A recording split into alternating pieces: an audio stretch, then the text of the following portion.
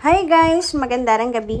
Welcome back po dito sa Gandara SRU channel for Showbiz Update. Andito na naman nga po akong muli nagbabalik. Ang nagmamaganda ninyong kachismosong Kim Pao, wala na nga po iba. Ang lukaret na si Gandara SRU upang maghatid sa inyo ng latest update and fresh happenings patungkol kina King Chiu and Paolo Avellino. And para nga sa gabing ito, ang tatalakayin naman natin at pag-uusapan ay mayroon nga pong kinalaman sa reason kung bakit po dinilit ng Dreamscape ang kanilang in-upload na paayuda para sa mga Kim Pao fans. Yung video ng lie detector test ng Kim Pao na mayroon pong mga aminan na naganap. Naku, pag-usapan nga natin yan kasi mainit na pinag-uusapan ng social media yung pagdidelete ng Dreamscape na para bang may tinatago. Pero bago po ang lahat ng iyan, sa mga hindi pa nakaka-subscribe sa ating channel, pakiclick lang po tayo na ating subscribe button at notification bell na nariyan sa baba upang kayo ay maging updated po at ma-notify tuwing may bago tayong chika at balita hinggil sa Kim Pao. Basta mga balita na may kinalaman, kina King Chiu at Paolo Avellino, sagot na po natin yan. And nais din po pala natin magpasalamat sa ating mga kakimpaw na nandyan po parati na nakatutok at nakaabang sa ating daily updates. Pag-usapan nga natin at bigyan ng pansin ang kanilang mga opinyon at sentimento hinggil sa mga nagdaang balita tungkol sa Kimpaw. So, ang first comment natin ay mula po kay I am bored. Sabi niya, huwag nyo gawing issue. Mababash na naman ang Kimpaw niyan. Magbabackfire yan sa iniidolo nyo. Ang mga negatibo na comment nyo. Tingnan nyo, binabash tuloy sila dahil sa kasensitibo ninyo. Ang Kim at Pao tuloy ang binabash at di kayo mga funny. So be careful kayo sa mga punan nyo para kayong mga bata kikitid ng utak. Wow, tumpak no tumpak. Ngayon ko lang nabasa yung comment ni I am Words, pero grabe no? Nasa pool niya yung tungkol dito sa bagong project ni Paolo with other artists which is si Nadine. Na dahil sa kikitid ang utak ng iba at mga negative na sinasabi, ayan, binabash pa si Nadine.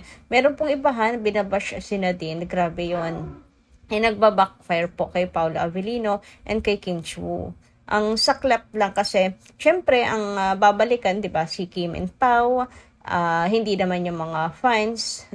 At imagine, si Kim po hihingi ng tawad dahil sa nagawa ng mga fans niya.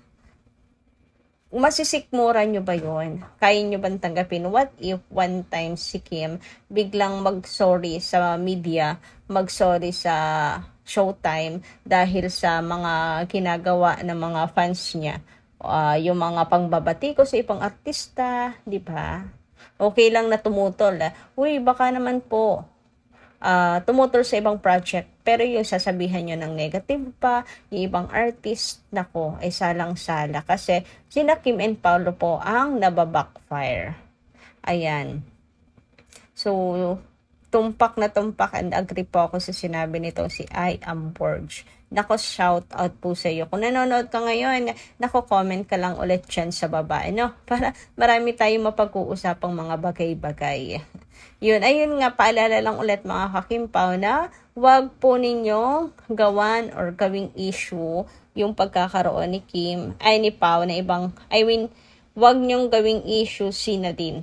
Wag nyong gawa ng issue para lamang dahil lang kayo sa tutol sa project with Pao. Anyway, dumako naman tayo sa comment ni Ma'am Elizabeth Flores. Sabi niya rito, ang tunay na Kim Pao fans ay lagi silang susuportahan kahit hindi sila magkasama.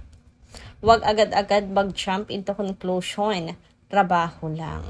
So, ibig niya sabihin, kahit hindi magkasama, susuportahan individually. Yan ang tunay na Kim Pao. Madam, as long as for me, as long as wala pong hidwaan yung dalawa, ay hindi po naghihiwalay ang Kim Pao, they're okay. Sasang-ayon ng ibang mga Kim Pao fans. Kung ako tatanungin, okay lang, di ba? Susuportahan ko pa rin sila individually. Pero yung ibang Kim Pao, kapag wala na talagang Kim Pao, ay goodbye na rin talaga sila. Yun. At di natin sila mapiplease, di ba? Anyway, ayun naman dito kay Miss Annalyn Hiccup. Shout out sa inyo, madam. Sabi niya dito, minu-minuto noon si Kim laging updated. Pero nang magmula rin na makasama niya si Paolo, binigyan na rin yan ang sarili ng privacy. Congrats sa kanilang dalawa, sa dami-dami ng blessings at sa dami-dami ng bashers, ang daming inggitera. Ayan, umangkin kay Paolo na hindi nila alam na tahimik lang. Kim Pao forever. Ang ano, ang daming umaangkin kay Paolo Avellino. Ang daming may gusto sa kanya. Tapos ang tinatarget po ay si Kim Chu. Yung mga may gusto kay Pao, ayun. Yung mga yung mga fans actually, sila yung maseloso. So parang si Kim na lang yung tinatarget nila. Kasi syempre love nila si Pao. So hindi nila dali-dali si Pao. Kaya kawawa din talaga po si Kimi, di ba, Ma'am Annalyn Hiccup? Pero yung pagbabago naman po kay Kim Chu, like medyo tumitipid na rin sa pag-update or nahahawaan ni Paolo Avellino sa pagiging pagka-privacy. Nakakatuwa naman yun. Kumbaga kasi it's for good naman kasi mga kakimpaw.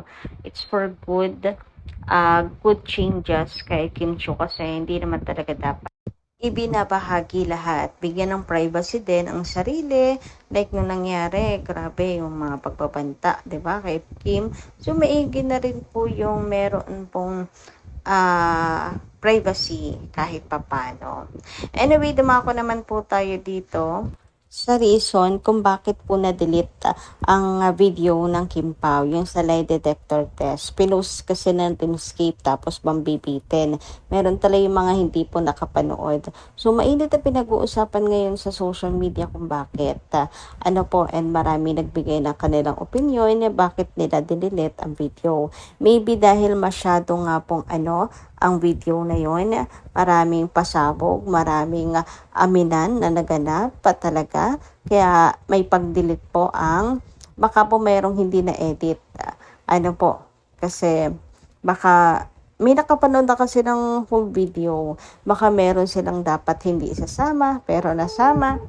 Mayroong pag-amin ang Kim Pao doon, pero huli na ang lahat kasi, 'di ba? Yung iba pong Kim Pao meron na pong copy. So kahit i-delete man po nila 'yon, wala pong problema. Yun nga lang, syempre may hirapan yung iba makakuha ng full video kasi syempre iniintay pa rin nung ibang Kim Pao na nakakuha po ng copy na mag-upload ulit ang Dreamscape, and i-re-upload naman po 'yun for sure kasi kailangan po 'yan para sa promotion ng The Alibi, lalo na't wala po silang ibang magagawa na promotion para dito nalalapit na sa March 16. Hindi sila makakagawa ng ibang promotion dahil nga si Pao nasa France po ngayon, so may hirapan sila. Para na lang siguro kung video create na lang, pero hindi effective kasi mas maganda pa rin talaga yung magkasama po silang dalawa ni Kim Chu. Yung sa Showtime nga kahit po araw-arawin na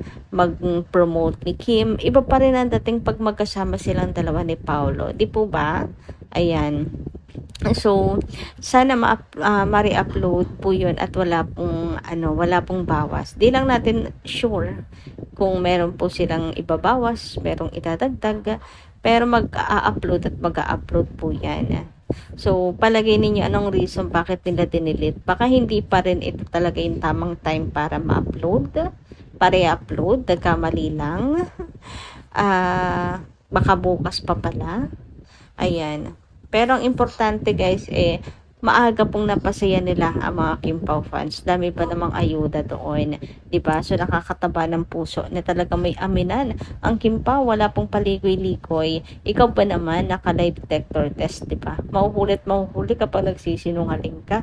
Kaya diretsahan po ang mga sagot.